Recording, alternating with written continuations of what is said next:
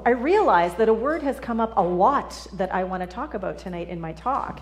And it all came up because of this card that I pulled out of this beautiful oracle deck called Wisdom of the Shadow, Oracle for Self-Discovery, Soul Work, and Transformation. And I picked it up when I was at Unity Village last month for the affiliated New Thought Network conference.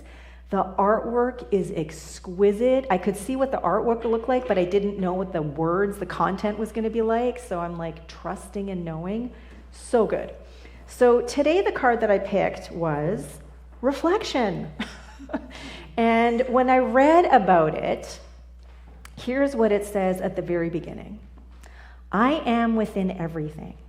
I am. Everything is within me. The heart is a portal of wisdom. I reflect within, and the wisdom ripples out from me. Spaciousness and freedom come when I see you and choose to reflect within me. And so what I really appreciated about this was, just like every single oracle card, it's an invitation to really go beyond what it is that's happening, beyond what it is that's right in front of my mind or right in front of my eyes or top of mind. It's an invitation to dig deeper, move beyond the relative or the conventional, and to really move into the truth of who I am, to my authentic self. And to let that guide me in every single moment. Let that be sort of the call that I hear, the call that I experience, even when I'm navigating all of the crazy stuff that can sometimes seem to happen in life. So for me, this was an invitation to curiosity. And when becoming curious, you tend to sort of step back a little bit and become more of an observer to what is going on. And that allows us the opportunity to not stay as wrapped up in this web, this entangled web that we might be caught in. We become more curious and we give ourselves the opportunity to not identify and to move beyond what it is that is happening and to even approach what it is that is happening rather than from the circumstances as the truth of who we are. And so this comes down to choice, which is a big thing in New Thought. When we talk about personal responsibility, we are talking about how every single moment is a brand spanking new opportunity to choose. And even though we may not be aware of it, we are choosing all the time. Just about 95% of the time, we're choosing based on something of the past. We're choosing based on something familiar. But about 5% of the time, when we're using our conscious mind, when we might even open up in a visioning state, we're opening ourselves up to the infinite possibilities that we can become, these gazillions of possibilities that we haven't yet experienced. And so this is what this reflection card was inviting me to do today. And it really made me think of the power of choice. So for some of you who've been here before, I talked a little bit about this Quantum Living 101 class that Glenn and I were in that we just finished yesterday. And I'm actually kind of glad because it means that we get our Monday nights back, which is really nice right now to have an evening that is free. And this class was not my favorite because it was more of a foundational class. And the class was not like a 15, 20 people container. It was like 80 people. And so it wasn't as intimate an experience, and there wasn't as much time and opportunity to really just like dig into juicy conversations and really pick things apart. It was very sort of surface level. However, we did talk about a few key concepts that are really important, and one of them is the observer effect. And so is anyone here familiar enough with the observer effect to go like, yeah, I know what that is? Okay, so a few hands are going up. Essentially, this is what it means. In the quantum field, this is a field of potentiality. So this is possibility. This is stuff that is just hanging around, waiting to be observed or paid attention to. And when you pay attention to it, that's how we observe things. We pay attention to something, knowingly or unknowingly, then bam, the wave function of that potentiality collapses into our reality. That's a really, really easy way of describing it. So it's our attention that we pay that ends up being the life that we experience. So it's important to know what it is that we are paying attention to. how it is that we are paying attention. What is it that we are buying with the attention that we are paying? And so reflecting was a really great way to become curious and to go, okay, is this something I want to keep paying attention to, or do I want to choose something different? So the next paragraph for this little card says, since our eyes see what is in front of us, it takes work to be willing to see what is within us. It is easy to judge and blame others, see faults all around us, and point fingers in the direction that we point our eyes. We can get caught in cycles of perceiving others and avoid the work of looking into the mirror and seeing ourselves fully, literally and figuratively. And so how cool it was when Samia mentioned how amazing the weekend was with Amy, how awesome it was to feel Amy's energy, to just be lit up from the inside out, to laugh and to sing and to have a great time, to be brought to tears, to really appreciate all of that authenticity. And the reason that we could appreciate it is because all of those aspects that we enjoyed and appreciated in Amy, we have within us as well. If we didn't, we wouldn't recognize them in her. And so that is an opportunity to help us remember, oh my gosh, that's me. Like, I can do that. I have that. Maybe not as like singing at the piano and belting things out the way that she did, but the authenticity, the creativity, the presence of mind, really being in her power. Each and every one of us is that opportunity to do that every single moment of every single day. And every moment we have the opportunity to reflect. Am I doing that? What is it that I'm choosing? What is it that I'm paying attention to? And if I'm not sure, all I have to do is take a look at my life experience, and that's what's going to tell me, right? And if I don't like what's going on, if I want something else, if I would prefer it to be another way, well, guess what?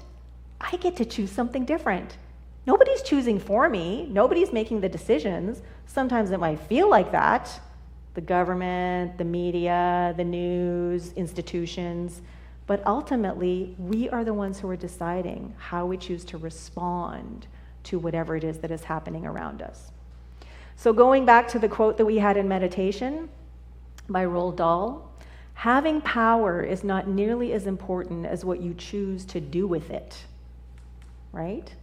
And so the talk title for today is The Power of Reflection.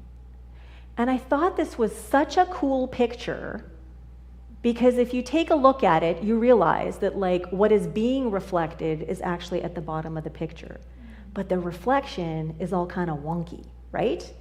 How much of our time can we sometimes spend on looking at the reflection and focusing on the reflection and the wonkiness of the reflection, rather looking past the reflection and remembering that who and what we are is clear as day, is simple, is defined. This is what this picture represented for me. So that's why I chose it. So second paragraph, this is a call to self-reflect. Every single person we see and everything we see is an invitation to look closely within ourselves. Every interaction is a window or mirror through which we can learn. We cannot control anyone or anything outside of us. The work is only within ourselves. And so there are some contemplations that they give in every little chapter, or I guess every page that goes along with the card. And here are some invitations for you, as you go on with the rest of your day and week and so forth.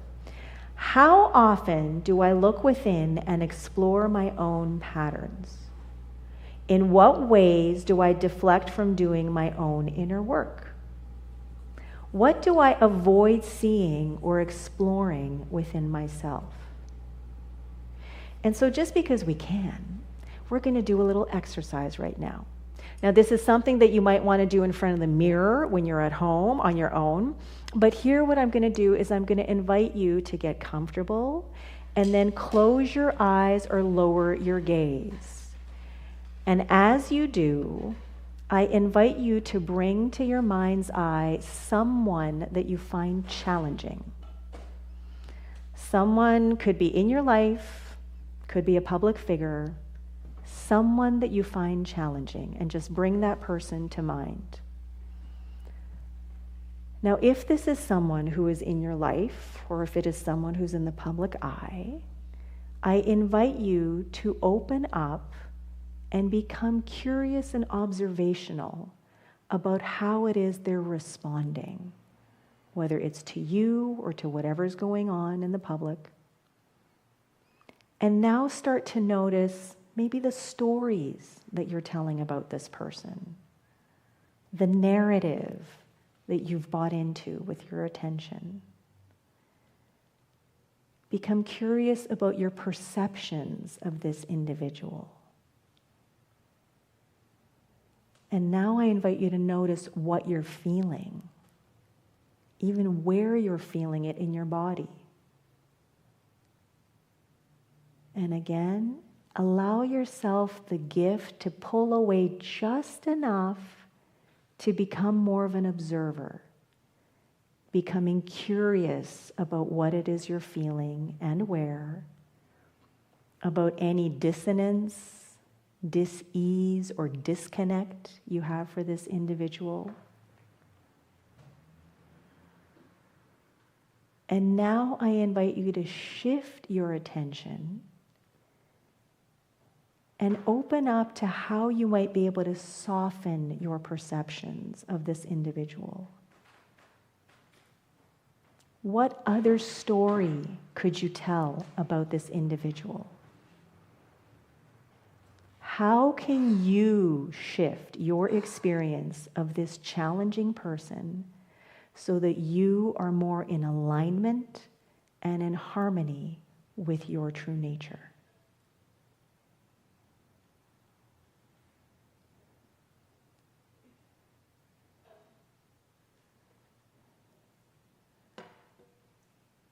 Okay, so now you can just gently open your eyes. Just receive a big, deep breath in and release. So that was just maybe like 3 minutes of reflecting, right? But this is something that you can do from time to time, take more time to do it, and really lean in and open up to what it is that is coming forward, what it is that wants to be known, and how it is that you can respond differently. Because I know every day there is someone, whether it's like a little thing or a big thing, there is someone that can make us feel challenged. But ultimately, it's not up to them to change who they are or how it is that they're behaving. It's up to us to notice what it is that we can do in terms of how we relate to that individual or that situation. Does that make sense? Okay. All right. So every moment, every interaction is an opportunity to pause, breathe, tune in, and reflect. To consciously choose to look beyond what's in front of our eyes and see the truth of one's soul.